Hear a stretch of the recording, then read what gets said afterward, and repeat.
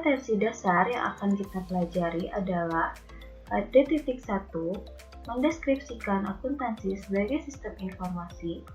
KD4.1 menyajikan akuntansi sebagai sistem informasi.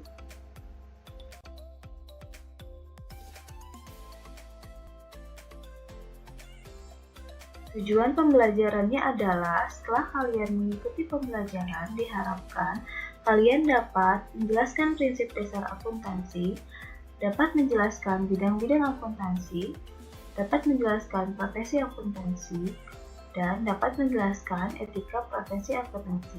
Kita lanjut ke pembahasan yang pertama ya.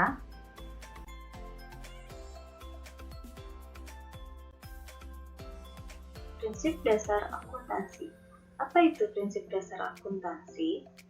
Prinsip dasar akuntansi adalah prinsip dasar yang digunakan sebagai pedoman dalam melaksanakan proses akuntansi. Prinsip dasar dalam akuntansi ini berguna untuk membuat laporan keuangan jadi akurat. Selain itu, dengan menggunakan prinsip akuntansi sebagai acuan, laporan yang dihasilkan juga jadi lebih sesuai dengan informasi yang tersedia.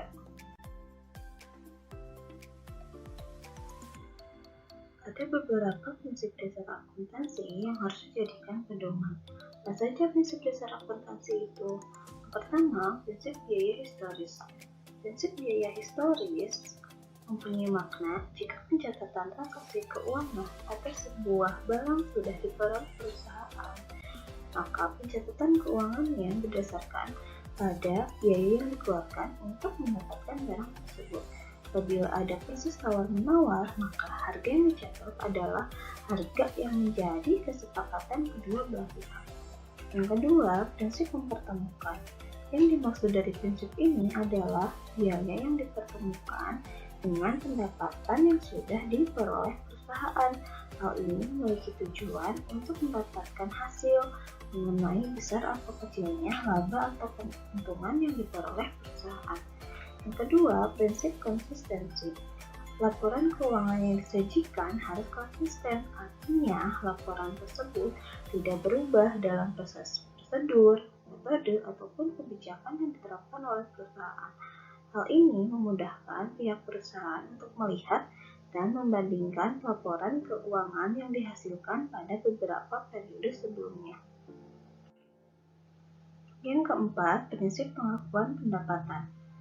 Pendapatan artinya adalah harta yang masuk yang didapat dari penyerahan atau penjualan barang atau jasa.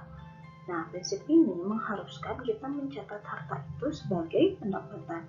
Contohnya, jika perusahaan kita mendapat 1 juta rupiah dari hasil menjual mobil, artinya selain diakui sebagai harta, 1 juta rupiah itu harus dimasukkan ke dalam pendapatan. Yang kelima, prinsip pengungkapan penuh. Dalam menyajikan informasi, laporan keuangan harus mempunyai prinsip pengungkapan informasi secara penuh. Jika terdapat informasi yang tidak dimuat dalam laporan keuangan, maka akuntan bisa menulis keterangan tambahan informasi berupa catatan atau lampiran. Jadi, semua informasi yang dilaporkan dalam keuangan itu harus secara penuh atau lengkap. Dan yang keenam, prinsip kesinambungan usaha. Prinsip ini menganggap bahwa sebuah usaha harus terus berjalan secara berkesinambungan. Artinya, harus berjalan tanpa ada pemberhentian usaha, kecuali jika usaha atau bisnis tersebut mempunyai masalah yang bisa menyebabkan pemberhentian bisnis. Contohnya, jika terjadi bencana alam, nah otomatis kan ada pemberhentian usaha sementara.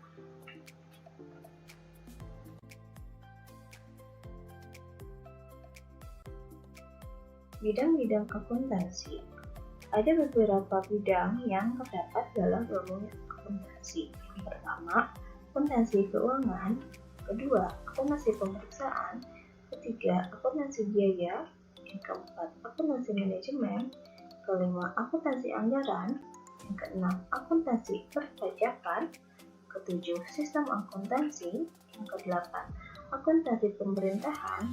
Yang kesembilan, akuntansi pendidikan. Untuk lebih jelasnya, simak pembahasan selanjutnya.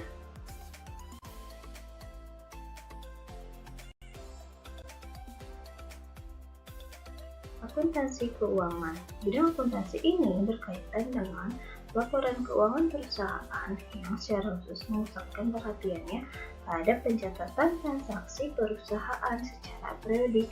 Jadi dimulai dari mencatat multi transaksi sampai dengan penyajian laporan dalam bentuk laporan keuangan termasuk ke dalam bidang akuntansi keuangan. Kedua, akuntansi biaya. Bidang akuntansi ini memfokuskan pada masalah penetapan dan pengendalian biaya, khususnya biaya produksi suatu barang dan biaya distribusinya. Bidang ini menekankan pada analisis, perencanaan, penetapan, serta pengendalian biaya produksi. Nah, akuntansi biaya ini biasanya ada pada perusahaan industri yang memproduksi bahan mentah menjadi barang jadi. Tujuannya untuk mengetahui tingkat efisiensi keuangan dalam kegiatan produksi barang di perusahaan tersebut. Yang ketiga, akuntansi pemeriksaan. Bidang akuntansi ini berkaitan dengan pemeriksaan terhadap laporan yang dihasilkan akuntansi keuangan. Jadi, laporan keuangan tersebut diperiksa apakah laporan tersebut wajar dan dapat dipertanggungjawabkan kebenarannya atau tidak.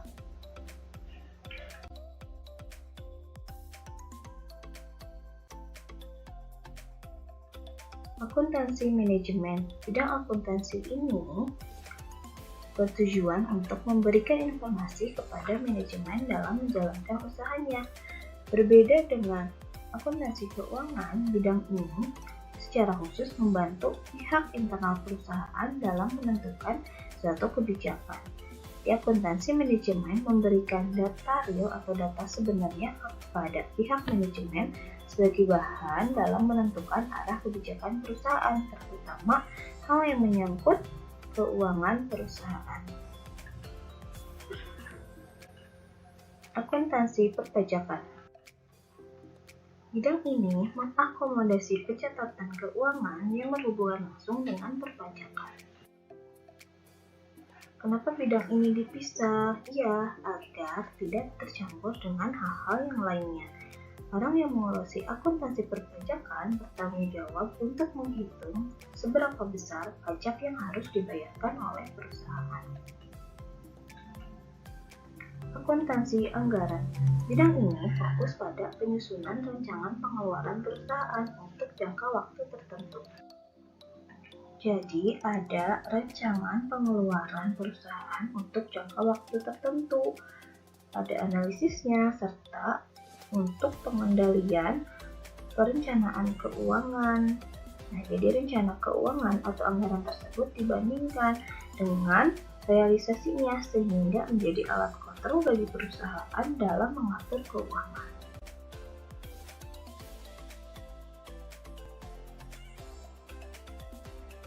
Sistem akuntansi. Bidang akuntansi ini mengkhususkan dalam perencanaan dan pelaksanaan prosedur pengumpulan serta pelaporan data keuangan. Jadi, sistem akuntansi ini menitikberatkan pada perancangan perangkat pencatatan dan pengolahan datanya agar laporan keuangan dapat disusun dan disajikan secara cepat, akurat, dan efisien. Sistem akuntansi dibuat sebagai acuan dan alat kendali keuangan perusahaan, sehingga dapat menyajikan laporan keuangannya sesuai dengan standar akuntansi keuangan yang berguna bagi para pemakainya. Akuntansi pemerintah. Bidang akuntansi ini mempelajari penyajian laporan keuangan yang dilakukan oleh lembaga pemerintah. Informasi yang disajikan berupa data akuntansi dari berbagai aspek pengelolaan administrasi keuangan pemerintah. Nah, jadi biasanya badan-badan pemerintahan termasuk ke dalam akuntansi pemerintahan. Dan yang terakhir, akuntansi pendidikan. di akuntansi yang secara khusus memperhatikan bidang pendidikan.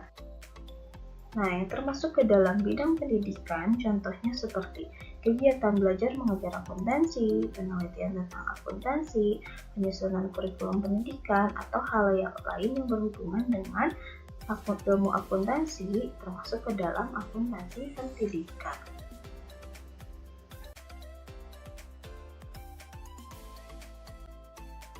Profesi akuntansi merupakan sebuah bidang pekerjaan yang mempergunakan keahlian di bidang ekonomi, khususnya akuntansi. Adapun profesi akuntansi antara lain, yang pertama adalah akuntan perusahaan, yaitu akuntan yang bekerja pada perusahaan tertentu dan merupakan karyawan perusahaan tersebut. Nah, tugasnya adalah mencatat setiap transaksi keuangan dan menyusun laporan keuangan perusahaan. Selain itu, ia juga dapat mengurusi masalah pencatatan pajak perusahaan atau pemeriksaan secara internal. Yang kedua, akuntan publik, yaitu akuntan yang memberikan pelayanan jasa akuntansi kepada perusahaan lain. Jadi, si akuntan publik ini dia mempunyai usaha. Nah, dia bisa membuka usaha sendiri dan yang diberikannya itu adalah berupa pelayanan jasa akuntansi. Nah, dia bertugas sebagai pemeriksa keuangan seperti dalam konsultasi keuangan, perhitungan pajak, ataupun pembuatan laporan secara independen. Jadi, akuntansi publik ini bekerja secara independen.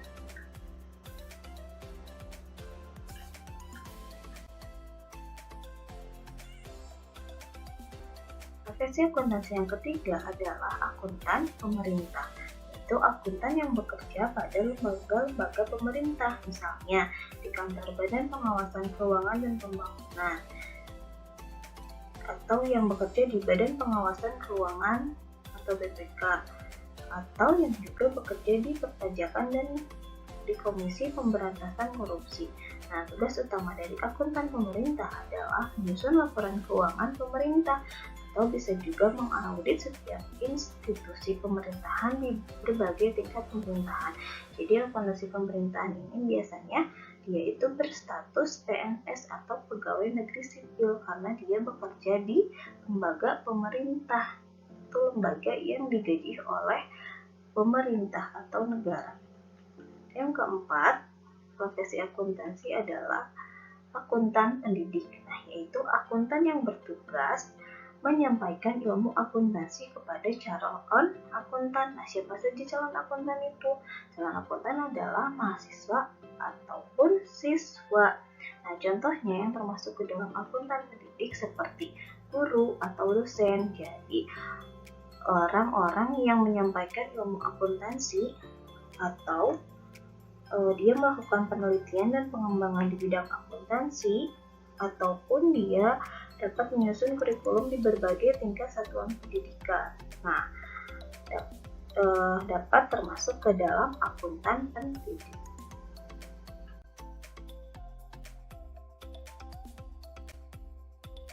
Kode etik akuntan. Kode etik akuntan adalah aturan perilaku etika akuntan dalam memenuhi tanggung jawab profesionalnya. Jadi, dalam menjalankan tugas profesionalnya, akuntan dituntut untuk memenuhi kode etik profesi. Ada beberapa kode etik akuntan. Yang pertama adalah tanggung jawab profesi. Dalam menjalankan tugas tanggung jawabnya sebagai profesional, setiap akuntan harus senantiasa menggunakan pertimbangan moral dan profesional dalam semua kegiatan yang dilakukannya. Yang kedua, kode etiknya itu adalah kepentingan publik. Artinya, setiap akuntan mempunyai kewajiban untuk selalu bertindak dalam pelayanan kepada publik, menghormati kepercayaan publik, dan menunjukkan komitmen atas profesionalnya. Jadi, tidak mementingkan diri sendiri, harus mengutamakan kepentingan publik atau semua orang.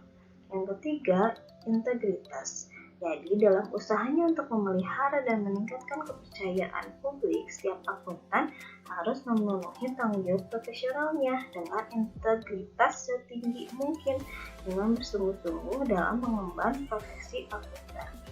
Yang keempat, objektivitas. Setiap akuntan harus menjaga objektivitasnya, itu netral dan bebas dari benturan kepentingan dalam pemenuhan kewajiban profesional. Kode etik akuntan yang kelima adalah kompetensi dan kehati-hatian. Setiap akuntan harus melaksanakan jasa profesionalnya dengan kehati-hatian, kompetensi, dan ketekunan, serta mempunyai kewajiban untuk mempertahankan pengetahuan dan keterampilan profesional pada tingkat yang diperlukan. Yang keenam, kerahasiaan. Akuntan harus bisa menjaga kerahasiaan juga loh. Menghormati kerahasiaan informasi yang diperoleh selama melakukan jasa profesional dan tidak boleh memakai atau mengungkapkan informasi tanpa persetujuan kecuali bila ada hak atau kewajiban profesional atau hukum yang mengungkapkannya. Kode etik yang ketujuh, perilaku profesional. Jadi, setiap akuntan itu harus berlaku sesuai keprofesionalannya. Dan yang kedelapan adalah standar teknis. Nah, akuntan harus melaksanakan jasa profesionalnya sesuai dengan standar teknis atau standar profesionalnya. Nah, sesuai dengan keahliannya dan dengan berhati-hati. Akuntan mempunyai kewajiban untuk melaksanakan penugasan dari penerima jasa selama penugasan tersebut sejalan dengan prinsip integritas dan objektivitas. Nah, sampai di sini bab pertama mengenai akuntansi sistem informasi. Mudah-mudahan kalian paham ya dengan apa yang Ibu sampaikan.